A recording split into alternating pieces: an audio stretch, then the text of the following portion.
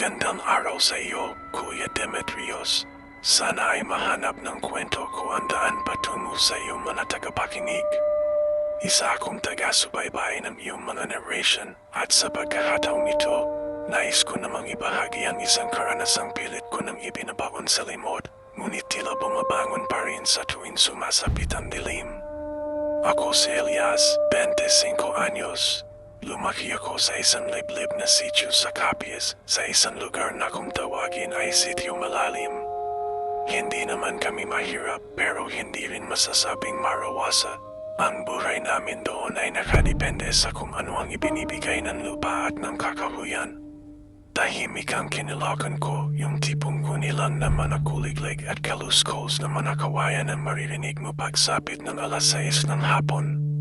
Pero sa likod ng katahimikang iyon, alam ng lahat na may mga matang nagmamasid sa dilim.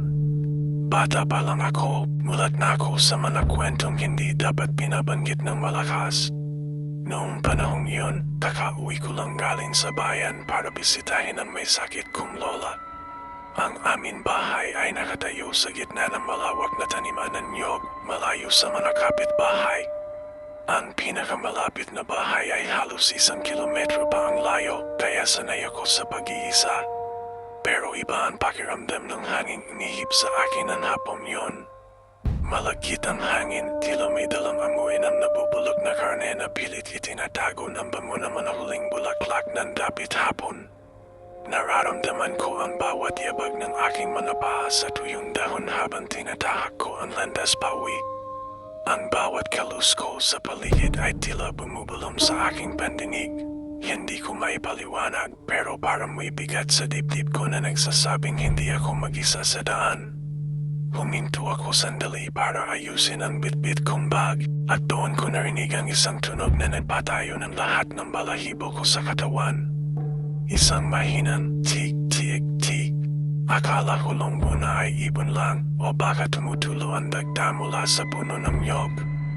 Pero habang tumatagal, ang tunog ay tila lumalapit pero kasabay nito ay tila lumalayo rin, isang taktika na alam ng bawat taga-sityo malalim. Kapag malakas ang tunog, malayo pa ang nilalang. Pero kapag ang tunog ay tila bulong na lang na halos hindi mo na marinig, ibig sabihin, nasa itaas mo na ito. Tumingala ako pero wala akong nakita kundi ang unti-unting paglamon ng dilim sa langit. Ang tanging liwanag na lang ay ang manipis na sinag ng buwan na bahagyang tumatagos sa mga dahon. Binilisan ko ang aking paglakad, halos tumatakbo na ako patungo sa aming kawayang bakod. Ang amoy ng nabubulok na karne ay lalong tumitindi, humahalo sa amoy ng basang lupa at pawis ko. Pagdating ko sa pintuan ng aming bahay, mabilis ko itong nilak. Hingal na hingal ako, nakasandal ang likod sa matigas na kahoy ng pinto. Tahimik sa loob, masyadong tahimik. Wala ang karaniwang upo ni Lola o ang tunog ng kanyang radyong laging nakabukas. Ang tanging naririnig ko lang ay ang sarili kong mabilis na paghina at ang malakas na pintig ng puso ko sa aking lalamunan. Dahan-dahan, lumakad ako patungo sa silid ni Lola. Ang sahig na kawayan ay yuminit sa bawat takbang ko, tila nagbababala na may mali. Nang marating ko ang pintuan ng kanyang kwarto, nakita ko na bahagya itong nakabukas. Mula sa siwang, nakita ko ang anino ni Lola na nakaupo sa gilid ng kanyang higaan. Nakatalikod siya sa akin, nakayuko, at tila may kinakalikod sa kanyang kandangan. Lola, tawag ko, pilit na itinatago ang paninginig ng boses ko. Hindi siya sumagot, pero ang tunog na narinig ko sa labas, ang mahinang tik-tik ay narinig ko uli. Pero sa pagkakataong ito, hindi ito nanggagaling sa labas. Nanggagaling ito sa loob mismo ng kwarto, mula mismo sa tila nanginginig na balikat ni Lola. Dahan-dahan siyang lumingon sa akin. Pero ang mukhang humarap sa akin ay hindi ang mukha ng Lola na nagpalaki sa akin. Ang kanyang mga mata ay kasing dilaw ng nanunuyong dahon at ang kanyang bibig ay punong-puno ng itim na likido na dahan-dahang tumutulos sa kanyang puting baro. At sa kanyang mga kamay, hawak niya ang isang bagay na napakulo ng dugo ko sa takot. Sa sandaling iyon, tila tumigil ang pag-inog ng mundo. Ang hawak ni Lola ay ang pusa namin si Tagpi o ang tinatira na lang nito. Wala na ang ulo ng hayop at ang dating puting balahibo nito ay basang-basa na ng malapot at madilim na dugo na tumutulo sa sahig na kawayan. Ang tunog na tik-tik na narinig ko kanina ay hindi pala mula sa kung anong ibon. Yun ay ang tunog ng kanyang mahabang kuko na tumatama sa tadyang ng pusa habang dahan-dahan niya itong binabalatan. Gusto kong sumigaw pero tila may bamara sa aking lalamunan. Nanuyo ang aking bibig at ang bawat kalamnan sa aking katawan ay tumigas na parang semento. Hindi ito si Lola. Ang babaeng nasa harap ko ay may mahahabang daliri na tila nadagdagan ng manubuko. At ang kanyang balat ay kulay abo na parang balat ng patay na matagal na nakababad sa tubig. Elias, bulong niya. Ang boses niya ay hindi na malambing na tinig na kumakanta sa akin noong bata pa ako. Ito ay isang pawas na kaskas ng tuyong kawayan, isang tunog na nanggagaling sa kailaliman ng kanyang lalamunan. Nagugutom ako, apo, hindi sapat ang maliit na hayop na ito. Dahan-dahan siyang tumayo. Ang kanyang katawan ay tila humahaba. Ang mga buto sa kanyang likuran ay tumutunog at lumalabas habang siya ay naguunat. Ang dating kuba at sakitin kong Lola ay tila naging isang matayog at payat na nilalang naabot na ang kisame ng aming maliit na bahay. Ang amoy ng nabubulok na karne na naramdaman ko sa labas ay narito na sa loob, mas matindi, mas nakakasuka. Amoy ito ng bukas na libingan. Umatras ako, ngunit ang aking mga paa ay tila nawala ng lakas. Nadulas ako sa malapot na dugo na umagos na pala hanggang sa labas ng pinto ng silid. Napaupo ako sa sahig at sa bawat pag-atras ko gamit ang aking mga kamay. Nararamdaman ko ang malagkit na likido sa aking mga palan. Ang liwanag ng buwan na tumatagos sa bintana ay nagbigay ng sapat na anino para makita ko ang unti-unting pagbabago ng kanyang anyo. Ang kanyang buhok na puti ay nalalagas at ang kanyang anit ay nagiging itim at magaspam. Lola, maawa po kayo. Hindi kayo yan. Ang tanging na isambit ko habang ang luha ko ay humahalo na sa pawis sa aking mukha. Ngumiti siya, ngunit ang kanyang ngiti ay abot hanggang sa kanyang manatay na. Inilalantad ang mananiping matutulis at tila kinalawan sa dami ng dugong nakakapit doon. Hindi siya sumagot ng maayos.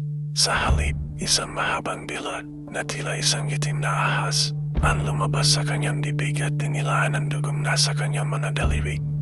Biglang namatay ang tanging ilawan sa sala. Ang buong bahay ay binalot ng ganap na kadiliman. Ang tanging gabay ko na lang ay ang tunog ng kanyang paglakad, isang mabigat at kalagad na hakbang na sinasabayan ng muling pagalingaw-ngaw ng tik-tik-tik sa paligid ko. Pakiramdam ko ay hindi lang siya ang nasa loob ng bahay. Tila may mga kaluskos din sa ibabaw ng aming bubungan, mana ko napilit na binubutas ang mga nipa. Napaatras ako hanggang sa tumama ang likod ko sa aming hapagkainan. Kinapa ko ang ibabaw nito, naghahanap ng kahit anong gamit na pwedeng ipantanggol sa sarili. Kamay ko ay nayakap ang isang lumang kutsilyo na ginagamit namin sa paghiwa ng karne. Mahigpit ko itong hinawakan kahit nanininig ang buo kong braso. Sa gitna ng kadiliman, nakita ko ang dalawang dilaw na mata na kumikinam. Hindi sila gumagalaw, nakatitig lang sa akin mula sa kabilang dulo ng sala. At pagkatapos, sa isang iglap, nawala ang mga mata. Narinig ko ang mabilis na paggapang sa kisame, parang isang malaking butiki na mabilis na kumikilos. Nasa itaas ko na siya. Nararamdaman ko ang pagpatak ng malabot at mainit na laway sa aking balikat. Ang bawat patak ay tila nagpapapaso sa aking balat. Dahan-dahan akong tumangala at doon, sa gitna ng dilim, nakita ko ang kanyang anyo na nakabitin ng pabaliktad. Ang kanyang mukha ay ilang pulgada na lang ang layo sa akin. Ang kanyang nalamata ay nanlilisik at ang amoy ng kamatayan ay direkta nang humahampas sa aking mukha. Bamuka ang kanyang bibig at bago pa ako makagalaw, naramdaman ko ang kanyang malamig at matigas na mga kamay na pamatom sa aking mga balikat. Ibinabaon ang kanyang mga kuko sa aking laman. Naramdaman ko ang bawat dulo ng kanyang kuko na dahan daw ang bumaon sa aking balat. Tila manakarayon na may dalang laso na unti-unting nagpamanhid sa aking mga balikat. Hindi ako makagalaw. Ang bigat ng kanyang katawan na nakabitin mula sa kisame ay tila sumasakal sa aking buong pagkatao. Sa sobrang lapit ng kanyang mukha, nakita ko ang bawat ugat na kumikirot sa kanyang kulay apong balat. At ang kanyang mga matang walang tislap ng pagmamahal, kundi puro gutom na lamang. Elias, ang muling pagtawag niya, pero sa pagkakataong ito, ang boses ay nanggagaling na sa loob ng aking isipan. Isang malagim na bulong na tila humihigop sa aking malay. Ang sarap ng amoy ng iyong takot, ang sarap ng dugong dumadaloy sa iyong mga ugat. Sa gitna ng aking pagkataranta, ang hawak kong kutsilyo ay tila naging huling pag-asa ko. Sa isang mabilis at desperadong galaw, isinagsak ko ito paitaas, patungo sa aninong bumabalot sa akin. Naramdaman ko ang paglubog ng talam sa isang malambot ngunit tila goma na laman. Isang matinis na tiliang kumawala sa kanyang bibig, isang tunog na hindi gawa ng tao, kundi isang hiyaw na tila pinagsama-samang tinig ng mga hayop na naghihingalo. Binitawan niya ako at bumagsak siya sa sahig ng may malakas na kalabog. Hindi ko na inintindi kung saan siya tumama. Kumari pa ako ng takbo patungo sa pintuan, pilit na binubuksan ang trangka habang ang aking mga kamay ay nanininig at basang-basa ng sarili kong dugo at ng itim na likidong nanggaling sa kanya. Nang sa wakas ay mabuksan ko ang pinto, sinalubong ako ng malamig na hangin ng gabi pero wala itong dalang ginhawa. Tumakbo ako sa gitna ng mga puno ng nyog, hindi humingon. Kahit nararamdaman ko ang manasana na humahampas at bumagasgas sa aking mukha. Ang bawat anino ng puno ay tila nagiging isang nilalang na handang sumunggab sa akin. Ang lupang tinatapakan ko ay tila humihigop sa aking mga paa. Bumabagal ang bawat takbang ko dahil sa pagod at takot. Habang tumatakbo, narinig ko uli ang tunog sa itaas. Hindi na lamisa, chik, chik, chik. Mula sa kanan, chik, chik, chik, mula sa kaliwa.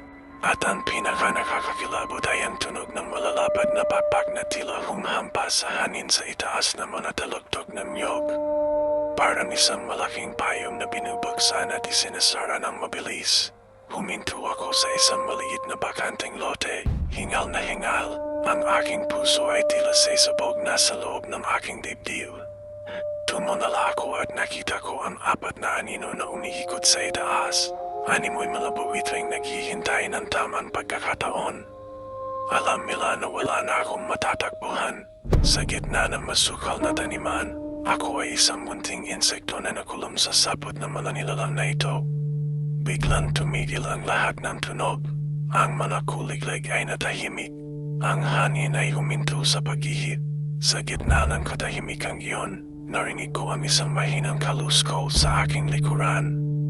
Dahan-dahan akong lumingon at doon, sa ilalim ng malamlam na liwanag ng buwan, nakita ko ang isang figure ng isang matandang lalaki.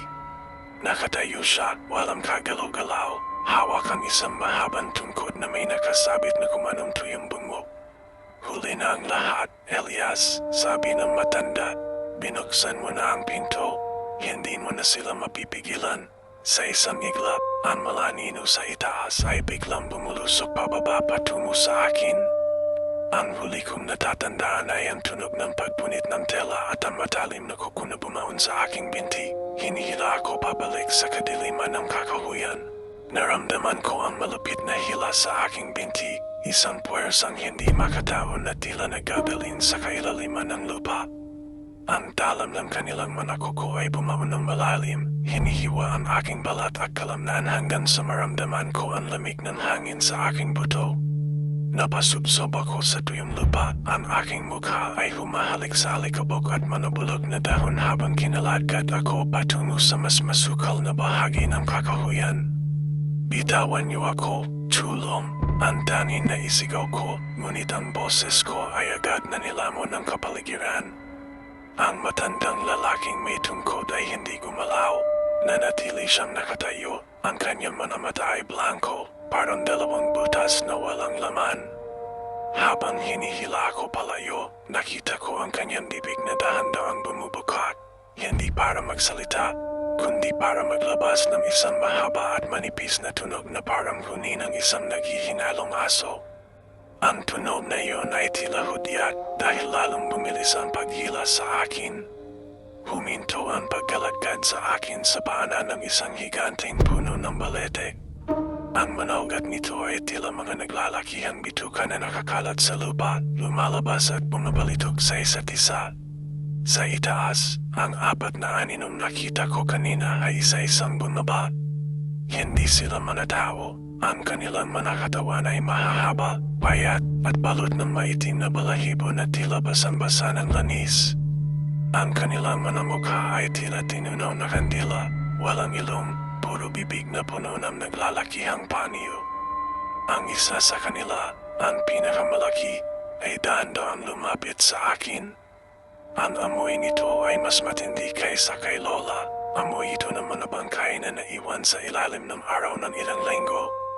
Idinihin nito ang kanyang mahabang daliri sa aking sugat sa binti at napasigaw ako sa hapde. Ang bawat sigaw ko ay tila musika sa kanilang mga pandinig dahil narinig ko ang kanilang mahihina at malalagkit na tawa. Sas, ang bulong ng nilalan sa tapat ko. Huwag kang maingay, Elias. Malapit na ang iyong dusa. Doon ko napansin ang isang bagay sa paligid ng balete. May mga bungunang tao na nakasabit sa mga baging. Ang iba ay mukhang bago-bat. Mayroon pa mga hibla ng buhok at natuyong balat na nakadikit. At sa gitna ng mga ugat, nakita ko ang isang pamilyar na baro, ang puting baro ni Lola. Nakalubog ito sa isang hukay na puno ng itim na likido. Napagtanto ko na hindi lang ito basta pag-atake. Ito ay isang ritual. Ang matandang lalaki ay muling nagsalita. Ang kanyang boses ay tila galing sa ilalim ng lupa. Ang dugang dinaloy mo sa loob ng bahay ay ang susi. Ang kutsilyong ginamit mo ay ang panatat. Ngayon, ang iyong laman ang magsisilbing handog para sa amin pagbabalik. Itinaas ng pinakamalaking nilalang ang kanyang kamay. Ang kanyang kuko ay tila isang karit na handang pumatay. Ramdam ko ang mainit na dugo na patuloy na umaagos mula sa aking binti at ang aking paningin ay nagsisimula ng lumabo. Ang huling nakita ko bago ako tuluyang mawala ng malay ay ang matandang lalaki na dahan-dahang lumalapit. Hawak ang isang matalim na piraso ng buto, habang ang mga aswan sa paligid ay nagsisimulan sumayaw sa ilalim ng madilim na langit. Nagising ako sa gitna ng isang hukay, malamig ang tubig na nakapaligid sa akin at ang amoy ng lansa ay nakakasuka. Hindi ko maigalaw ang aking mga kamay, nakatali ang mga ito gamit ang mga baging na tila may mga tinik na bumaon sa aking palso. Sa itaas ko, nakita ko ang dulo ng hukay at doon nakadungaw ang apat na pares ng mga dilaw na mata. Narinig ko ang isang mahinang pag-iyak sa tabi ko. Sa gitna ng dilim ng hukay, may isa pang tao. Isang batang babae, nakakulubot, nanininig sa takot. Nang magdama ang aming paningin, itinulong niya ang dingding ng hukay. Doon, dahan-dahang gumagapang pababa ang isang bagay na tila isang mahabang dilat. Naghahanap, nanunod sa bawat siwan ng lupa patungo sa amin. Ang dila ay hindi gaya ng sa tao. Ito ay kulay itim, magaspang na parang balat ng plitan, at may mga maliliit na tila tuko sa gilid na bumubuka-buka habang humahaba ito patungo sa amin. Bawat dampin ito sa basang lupa ng hukay ay nag-iiwan ng malapot na laway na naglalabas ng usok, tila sinusunog ang anumang madikitan nito. Ang batang babae sa tabi ko ay hindi na makasigaw. Ang kanyang mga mata ay dilat na dilat, puno ng luha, habang ang dila ay dahan-dahan pumukulupot sa kanyang maliit na leeg. Huwag mo siyang kunin, ang tanging na isang bit ko, kahit ang sarili kong boses ay tila upos na kandila. Sinubukan kong igalaw ang aking mga kamay, pinaliwala ang hapdi ng mga tinik na bumaon sa aking palso. Sa bawat pilik ko, nararamdaman ko ang pagbaho ng mga baging sa aking laman, hanggang sa maramdaman ko ang malapot na dugong dumadaloy sa aking braso. Ngunit sa gitna ng pagpupumiglas, may nakapa ang aking daliri sa pader ng hukay. Isang matulis na bato na tila bahagi ng isang lumang adobe. Sa itaas, narinig ko ang mahinang paghalakhak ng matandang lalaki. Ang bata ang magsisilbing panghimagas, Elias. Ang iyong laman ay para sa aming huling piging bago sumikat ang araw. Biglang hinayla ng dila ang batang babae paitaas. Napasigaw siya ng bahagya bago tuluyang nawala ng hangin. Hindi ko na napigilan ang sarili ko gamit ang lahat ng natitira kong lakas. Idinihin ko ang aking palso sa matulis na bato at hinayla ito ng buong puwersa. Ramdam ko ang pagkapunit ng aking balat. Ang hapdi na tila sinusunog ng apoy, ngunit naputol ang baging. Malaya na ang isa kong kamay. Mabilis kong sinunggaban ang paa ng bata bago pa siya tuluyang mahayla palabas ng hukay. Ang dila ay tila nagulat sa aking puwersa at lalong humigpit ang kapit nito sa leeg ng bata. Narinig ko ang tunog ng namumumbuto sa leeg niya. Sa kabilang kamay ko, kinuha ko ang matulis na bato at buong lakas na itinusok sa itim na dila. Isang nakakanilong hiyaw ang umalangaw mula sa itaas. Isang tiri na tila libo-libong salamin ang sabay-sabay na nabasag. Bumitaw ang dila at nahulog kami ng bata sa maputik na ilalim ng hukay. Ang itim na likido mula sa dila ay tumalsik sa aking mukha, mahapdi at amoy asupra. Ngunit hindi doon natapos ang lahat. Ang katahimikan ay napalitan ng mabilis na paghukay. Naririnig ko ang kanilang mga kuko na mabilis na kumakamot sa lupa sa gilid ng hukay. Gusto nilang bumaba, gusto nilang pumasok. Ang lupa sa itaas namin ay nagsimulang gumuho at nakita ko ang mahahabang daliri na pilit na binubutas ang pader ng aming kinalalagyan. Elias, ang boses ni Lola ay muling narinig, pero sa pagkakataong ito, nanggagaling ito sa ilalim mismo ng putik na kinatatayuan ko. Naramdaman ko ang isang malamig na kamay na humahawak sa aking bukong-bukong mula sa ilalim ng tubig. Hindi lang sila nanggagaling sa itaas. Narito na sila sa ilalim ng lupa. Ang batang babae ay yamakap ng mahigpit sa akin, nanginginig ang buong katawan. Tumingala ako at nakita ko ang unang anino na tumalon pababa. Ang kanyang mga pakpak ay nakatiklop at ang kanyang mga pangil ay nakalabas, handang ibaon sa aking lalamunan. Sa gitna ng desperasyon, napansin ko ang isang maliit na lagusan sa gilid ng hukay na nabuo dahil sa pagbuho ng lupa. Isang madilim na butas na tila patungo sa mas malalim na bahagi ng mga ugat ng balete.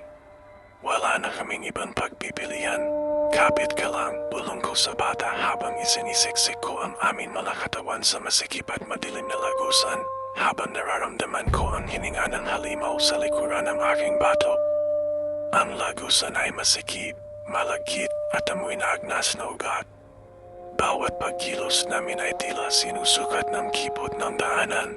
Naririnig ko ang kaluskos na mga kuko sa likuran namin, mabilis, gutom, at determinado maabot ang aming mga sakom. Ang bata ay tahimik na umiyak sa aking dibdib. Ang kanyang maliliit na kamay ay nakabaon sa aking maduming polo habang pilit kaming bumagapan sa putikan. Elias, huwag kang lalayo. Ang paus na tinig ni Lola ay tila nanggagaling na sa loob mismo ng pader ng lagusan. Naramdaman ko ang isang matigas na bagay sa itaas ng aking ulo. Pagtingala ko, hindi ito bato o ugat. Ito ay isang bungo na nakabaon sa kisame ng lagusan. Ang mga panang ito ay tila gumagalaw pa habang dumadaan kami. Ang buong puno ng balete ay tila isang buhay na nilalang at kami ay nasa loob ng kanyang bituka. Ang bawat tibok ng aking puso ay sinasabayan ng mahinang pagyanig ng lupa sa paligid namin. Biglang bumukas ang lagusan sa isang mas malawak na silid sa ilalim ng lupa. Ngunit hindi ito kuweba. Ito ay isang silid na gawa sa pinagtagni-tagning buto at balat ng tao. Sa gitna nito, nakita ko ang isang figure na nakaupo sa isang trono ng manabaging. Hindi ito aswang at hindi rin ito ang matandang lalaki. Ito ay isang nilalang na walang balat, puro pulang kalamnan na kumikirot sa bawat paghinga. At ang kanyang mukha ay may libo-libong maliliit na mata na sabay-sabay na tumititig sa amin. Ang nag-iisang anak ng sityo malalim na nakatakas sa unang alay, ang sabi ng nilalang, at ang boses niya ay parang tunog ng maraming tao na sabay-sabay na sumisigaw sa sakit. Napabitaw ako sa bata nang biglang may mga baging na lumabas mula sa sahig at pumulupot sa aking mga binti. Itinaas ako nito ng pabaliktad. Ang bata naman ay naiwan nakaluhod, napapaligiran ng mga aswang na dahan-dahan lumalabas mula sa mga anino ng silid. Ang kanilang mga pakpak ay nakabukas na mayon, puno ng mga butas at tila nabubulok na tela. Maawa kayo, pakawalan niyo ang bata. Pagmamakaawa ko habang nararamdaman ko ang pag-akyat ng dugo sa aking ulo. Ang nilalang na walang balat ay tumayo. Bawat hakbang niya ay nag-iiwan ng bakas ng dugo sa sahig. Lumapit siya sa bata at hinawakan ang buhok nito gamit ang kanyang mahahabang daliri. Ang awa ay para sa mga may kaluluwa pa, Elias. Ngunit ikaw ay matagal na namin pag-aari. Hindi mo ba naalala ang gabing nawala ang iyong ina? Nanigas ang buo kong katawan. Ang alaala na pilit kong ibinaon. Ang gabing sinabi nilang lumaya si nanay ay biglang bumalik. Ang amoy na masupra, ang mahabang dila, at ang puting baro na dagwang nakasabit sa puno ng balete. Hindi siya lumayas. Ibinigay siya ni Lola para mabuhay kami. Ngayon, Elias, bulong ng halimaw habang inilalapit ang kanyang mukha sa akin. Oras na para bayaran ang utang na dugo. Isang matulis na kukuang dahan-dahang itinapat sa aking dibdib, saktong-sakto sa tapat ng aking puso. Narinig ko ang malakas na hiyaw ng mga aswan sa paligid, isang koro ng gutom na naghihintay sa unang patak ng aking dugo para simulan ang kanilang piging. Ang bata ay tumingin sa akin at sa kanyang mga mata. Nakita ko ang refleksyon ng isang bagay na hawak niya, ang matulis na bato na ginamit ko kanina. Bago pa mabawan ng kuko sa aking dibdib, ang bata ay biglang sumugod at isinaksak ang bato sa binti ng halimaw. Ang buong silid ay nayanig sa galit na sigaw ng nilalang. Ang pagkakahawak sa akin ng mga baging ay lumuwag at bumagsak ako sa sahig. Ngunit ang pinto ng silid ay biglang sumara at ang mga anino ay nagsimulang maganyo na para mga pader na gawa sa itim na usok. Wala ng labasan at ang apat na aswang kasama ang kanilang Panginoon ay daan-daan pinalibutan kami. Ang kanilang mga mata ay nagliliyab sa galit. Ang bawat sulok ng silid ay tila humihina na rin, sumasabay sa galit na pagwumul ng nilalang na walang balat. Ang sugat sa kanyang binti na gawa ng bata ay bumubulwak ng itim at malapot na likido na amoy sunog na goma. Sa bawat patak nito sa sahig, ang mga baging ay tila nagwawala, hinahampas ang lahat ng madaanan. Walang hanggan ang utang ng iyong lahi, Elias. Ang hiyaw ng halimaw at ang boses niya ay tila yumanig sa aking mga bituka. Ang dugo ng iyong ina ay simula lamang. Ang batang yan ang tatapos sa sumpa. Hinublat ng isa sa mga aswang ang bata sa buhok at binuhat ito paitaas. Napasigaw ang bata, ang kanyang maliliit na binti ay pumipigla sa hangin. Hindi ko na inisip ang sakit ng aking mga sugat. Buong lakas akong sumugod, sinalubong ang malansang amoy at ang matatalim na kuko ng mga aswang na nakaharang. Gamit ang aking mga kamay, pilit kong hinailaan pa ng bata. Ngunit isang malakas na hampas ng pakpak ang nagpatalsak sa akin sa pader na gawa sa mga bungo. Naalasahan ko ang dugo sa aking bibig. Ang aking paningin ay nagdidilim, ngunit sa gitna ng labo ng aking mga mata, nakita ko ang isang bagay na nakatago sa ilalim ng trono ng halimaw. Isang lunang banga na may mga nakaukit na kakaibang simbolo. Mga simbolong pamilyar sa akin mula sa mga kwento ni Lolo tungkol sa pagkakakulong ng mga masasamang espiritu. Ang banga, bulong ko sa sarili, iyon ang puso ng kanilang kapangyarihan sa ilalim ng balete. Dahan-dahan akong gumapang, pilit na hindi nagpapakita sa mga aninong abala sa pagpapahirap sa bata. Ang bawat pulgada ng aking paggalaw ay tila isang taon sa bagal. Naririnig ko ang tunog ng pagpunit ng tela. Ang damit ng bata ay unti-unti nang nilalaban ng mga aswang. Ang kanilang mga dila ay dahan-dahang dumidila sa kanyang balat, tinitikman ang alak ng kanyang takot. Nang maabot ko ang trono, naramdaman ko ang matinding init na nanggagaling sa banga. Itinaas ko ang aking nanininig na kamay para abutin ito, ngunit isang malamig na kamay ang humawak sa aking palso. Pagtingala ko, ang matandang lalaki na may tungkod ay nandoon na. Ang kanyang mukha ay punong-puno ng uod na lumalabas mula sa kanyang mga mata. Huwag mong subukan, Elias, ang sabi niya, at ang bawat salita ay may kasamang talsak ng bulok na laway. Kapag nabasag ang bandang ito, hindi lang kami ang mawawala. Ang buong sityo malalim ay lalamunan ng lupa. Mas mabuti na yun kaysa maging pagkain niyo. Ang sigaw ko, gamit ang natitira kong lakas, sinipa ko ang binti ng matanda at sinunggaban ang banga. Mabigat ito, tila gawa sa pinaghalong luwad at dugo. Itinaas ko ito ng mataas, handang ibagsak sa matigas na sahig. Ngunit bago ko pa ito mabitawan, ang nilalam na walang balat ay lumingon. Ang libo-libong mata sa kanyang mukha ay sabay-sabay na nagapoy sa pula. Isang nahabang hiyaw ang kumawala sa kanya, at ang buong silid ay biglang niyanig ng isang malakas na lindol. Ang mga baging sa kisame ay nagsimulang maputol, at ang mga naglalakihang tipak ng lupa at buto ay nagsimulang mahulog sa amin. Ang mga aswang ay nagsilipad paitaas, tila nagpapanit, habang ang matanda ay dahan-dahan natutunaw at nagiging bahagi ng putik sa sahig. Elias, bitawan mo yan. Ang huling utos ng halimaw habang mabilis siyang gunugapan patungo sa akin. Ang kanyang mga kamay ay nakaaban para dulugan ang aking bungo. Ibinalin ko ang aking tingin sa bata na nakahiga na sa sahig, nang hihina pero dilat pa ang mga mata. Nagdama ang aming paningin sa huling pagkakataon. Alam ko ang dapat kong gawin. Binitawan ko ang bana, hindi para ibagsak, kundi para ihagis ito ng buong lakas patungo sa bata. Basagin mo, ang sigaw ko bago ako dinaluhom ng halimaw. Naramdaman ko ang bigat ng nilalang na walang balat sa ibabaw ko. Ang kanyang mga kuko ay bumaon sa aking mga balikat, at ang kanyang bibig ay bumukas ng malapad sa tapat ng aking mukha. Ngunit sa likuran niya, narinig ko ang tunog ng nababasag na seramika. Isang nakakabulag na puting liwanag ang lumabas mula sa banga, nilalamon ang bawat anino, bawat aswang at bawat hiyaw sa loob ng silid. At pagkatapos, ang lahat ay naging katahimikan, isang katahimikan mas nakakabinig kaysa sa anuman sigaw. Ang puting liwanag ay hindi mainit pero tila ba binabalatan nito ang aking kaluluwa.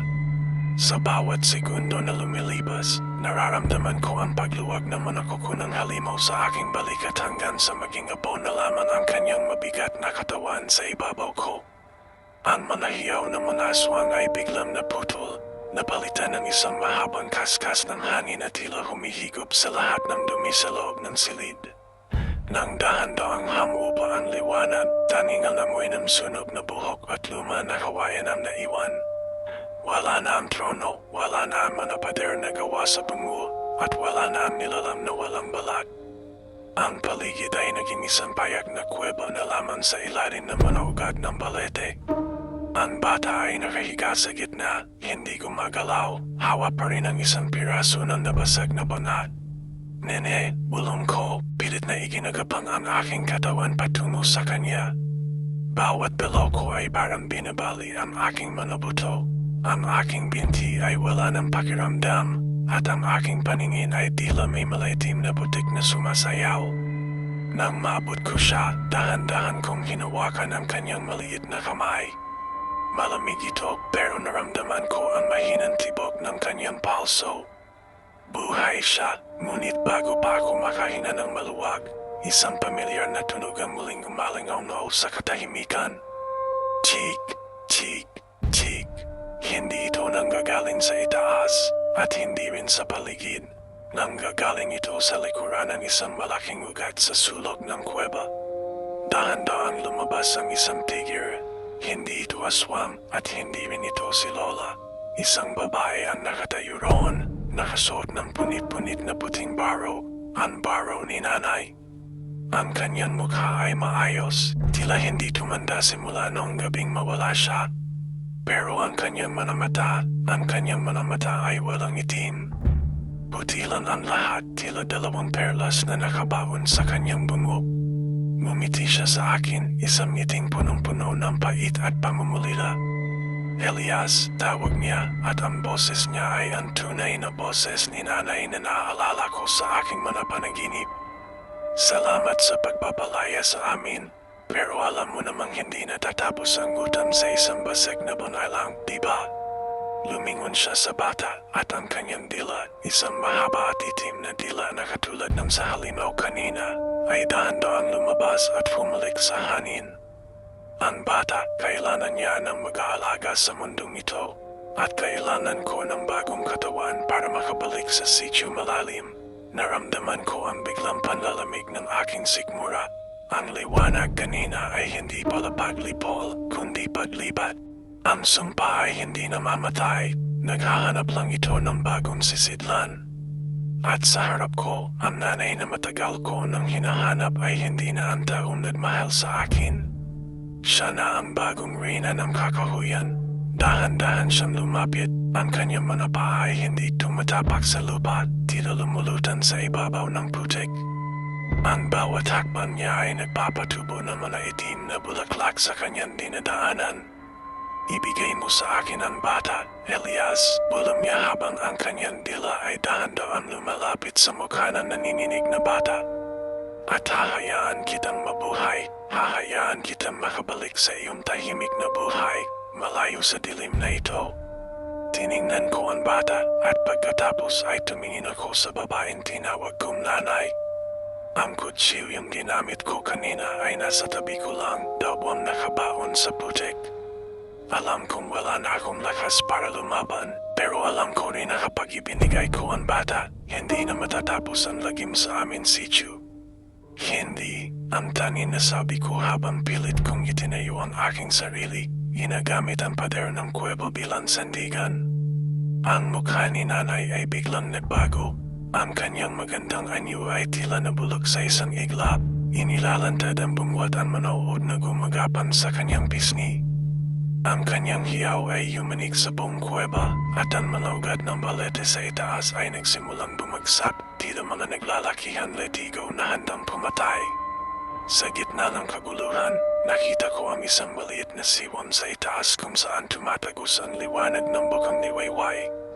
Ang araw, iyon na lang ang tanging paraan. Hinublat ko ang bata at pilit na isinampa sa isang mataas na ugat patungo sa siwang.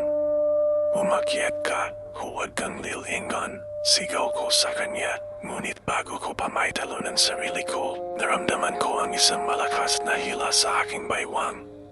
Ang dila ni nanay ay nakapulupot na sa akin, hinihila ko pabalik sa madilim na kailaliman ng kuwebo habang ang unang sinag ng araw ay dahan-dahan tumatama sa itaas. Ang bawat sentimetro ng aking paglayo sa liwanag ay tila patpunit sa aking kaluluwa. Ang dila ni nanay, o kung ano man ang gumagamit sa kanyang anyo, ay malapot at may mga maliliit na tuko na kumakapit sa aking balat. Hinihila ako pabalik sa pusod ng balete kung saan ang dilim ay mas matindi pa sa kamatayan. Ang bata ay nakasampo na sa itaas. Ang kanyang maliit na kamay ay pilit na inahabot ang siwan ng liwanag at lumingon siya sa akin ng may takot at pag-aalinlanan. Tumakbo ka na, huwag mo akong intindihin. Ang hiyaw ko habang ang kalahati ng katawan ko ay muli nang nilalamon ng putikan sa ilalim ng kuweba. Ang mukha ni nanay ay nasa tapat na nam sa akin. Wala na ang lamang ng isang magulang. Ang kanyang panay humahaba. Bumubuka ng higit sa kapasidad ng isang tao. Inilalantad ang mga hilera ng itim na ngipin at tila mga talim ng lagari. Ang amoy ng asupra at nabubulok na laman ay direkta nang pumapasok sa aking baga. Ninanakawan ako ng hangin. Dito ka lang, Elias, sa piling ko. Ang bulong niya. Pero ang boses ay tila libu-libong insekto na nagkakampay na manapakpak sa loob ng aking ulo. Dito ay walang sakit, walang gutom, taning ang walang hanggang dilim. Naramdaman ko ang pagbulupot ng mga ugat ng balete sa aking mga braso. Ibinabaw na ko sa pader ng kuweba para maging bahagi ng trono ng mga bungo. Ngunit sa gitna ng aking pagkagapi, naramdaman ko ang isang bagay sa aking bulsa. Isang maliit na bote ng lanis at ang luma kong lighter na lagi kong dala para sa amin desera sa bahay. Sa isang desperadong galaw, habang ang dila niya ay dahan-dahang lumalapit sa aking lalamunan, kinuha ko ang bote at pinasag ito sa aking dibdib. Ang malapot na langis ay kumalat sa aking damit at sa dila ng nilalang. Sa isang mabilis na pagpindot, ang maliit na apoy ng lighter ay sumiklab. Isang pagsabog ng apoy ang bamalat sa amin. Ang dila ni nanay ay agad na nagliyab at ang kanyang matinis na tili ay yumanig sa buong pundasyon ng balete. Binitawan niya ako at sa gitna ng usok at apoy, nakita ko siyang namimilipit. Ang kanyang puting baro ay mabilis na nagiging itim habang ang apoy ay kumakain sa kanyang katawan. Hindi ko na hinintay na makabawi siya. Gamit ang huling patak ng aking lakas, umakyat ako sa mga ugat na hindi pa nasusunog. Ang bawat hakbang ko ay pagdurusa. Ang aking binti ay tila hinihiwa ng bawat pagkilos. Nang maabot ko ang siwan, naramdaman ko ang init ng tunay na araw sa aking mukha. Isang kamay ang humila sa akin paitaas, ang bata. Nang makaahon kami sa ibabaw ng lupa, bumagsak ako sa damuhan, nanininig at puno ng sugat. Sa likuran namin, ang higanting puno ng balete ay nagsimulang gumuho paitaas. Ang manasama nito ay naglalagablab at mula sa loob ng puno, naririnig ko ang manahuling hiyaw na malaswan na hindi nakalabas bago sumikat ang araw. Ang lupa sa paligid ng puno ay unti-unting lumulubog. Tila kinakain ng sarili nito hanggang sa tanging isang malalim at mausok na hukay na lang ang naiwan. Hingal na hingal kaming nakatingin sa nagbabagang labi ng balete. Ang bata ay umiyak sa tabi ko, hawak ang aking dabuang kamay. Ang bukang ni Wayway ay tuluyan ang sumapit, pinabalot ng gintong liwanag ang sityo malalim. Pero sa kabila ng liwanag, alam ko na hindi pa ito ang katapusan. Lumingon ako sa aking balikat kung saan bumaon ang mga kuko ni nanay. Ang sugat ay hindi pula, ito ay itim, at may mga maliliit na ugat na nagsisimulang gumapan sa ilalim ng aking balat.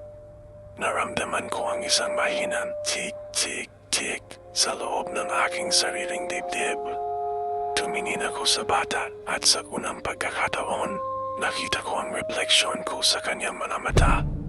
Ang aking mga mata nagsisimula na ring maging dilaw. Naramdaman ko ang bawat pintig ng puso ko, isang mabigat at malagkit na tunog na tila hindi na sa tao.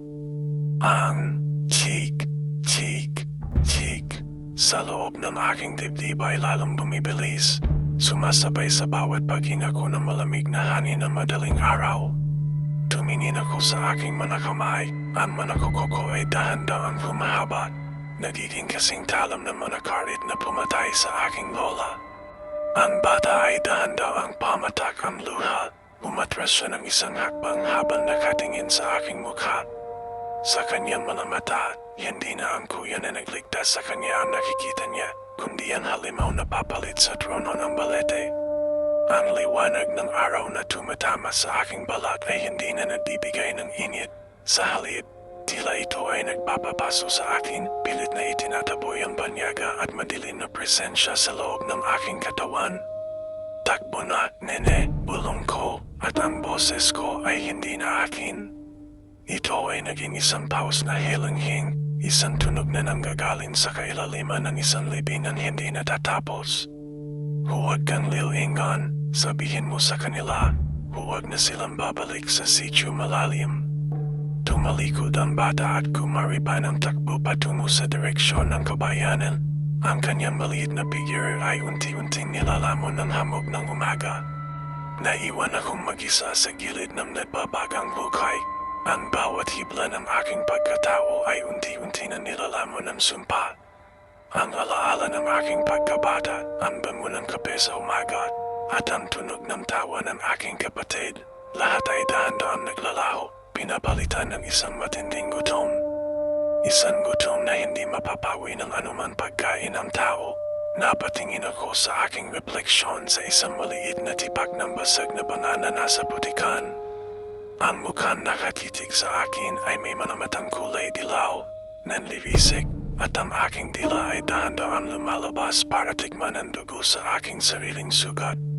Mapait, malansa, pero masarap. Sa huling pagkakataon, lumingon ako sa langit.